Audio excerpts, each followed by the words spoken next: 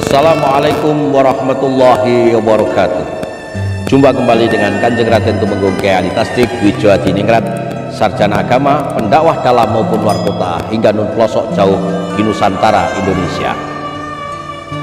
Hadirin yang berbahagia, dalam pitutur luhur ini akan saya kemukakan suatu pesan luhur yang adiluhung, bahwa yang namanya makhluk manusia adalah diciptakan oleh Allah sebaik-baik makhluk.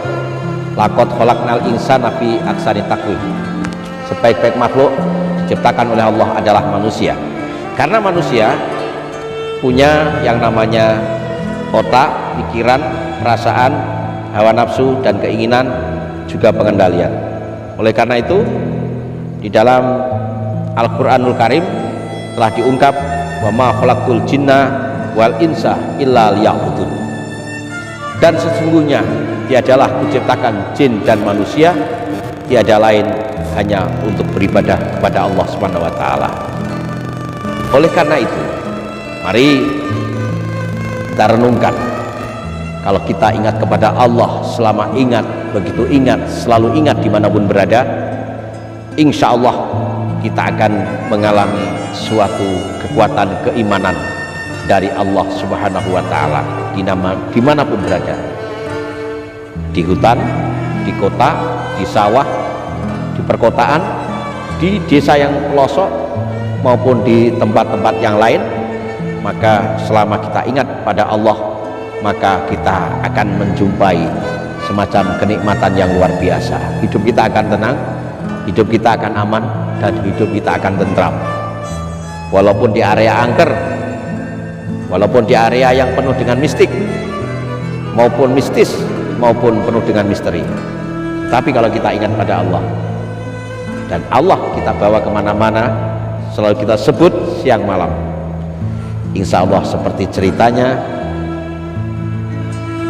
para wali yang punya karomah, para kiai yang punya irkhas, para sesepuh bin sepuh sing ngerti sak jroning winarah, sing disebut nggih punika waskita, ngerti sakjroning winarah. Allah memberikan setiap manusia sesuai porsinya, dan Allah memberikan porsi itu lebih bagi mereka yang selalu ingat kepada Allah Subhanahu wa taala. Ingat, Syekh Subakir mampu menumbali tanah Jawa. Kemudian ingat juga ada suatu kiai di pondok pesantren Mangunsari, namanya Mbah Khopir Sirot. Beliau itu buta tetapi bisa mengambil manggis. Mbah Kiai Kasan Mimbar juga punya kelebihan, bisa mengendalikan angin yang lewat ketika mau hujan. Dan ingat, Mbah Kiai Basaruddin, gurunya Bupati Tulungagung pertama Mbah Mangundirono, bisa memetik kelapa tanpa memanjat. Karena apa? Menerapkan wa ma khalaqtul jinna wal insa illa liya'budun. Kita manusia jangan takut pada setan, tapi takutlah kepada Allah Subhanahu wa taala. Insya Allah akan tercapai keinginan kita sesuai dengan keinginan dan cita-cita, dikabulkan Allah Subhanahu wa taala. Sampai jumpa. Ingat, iman, Islam, ihsan. Sekali merdeka tetap merdeka.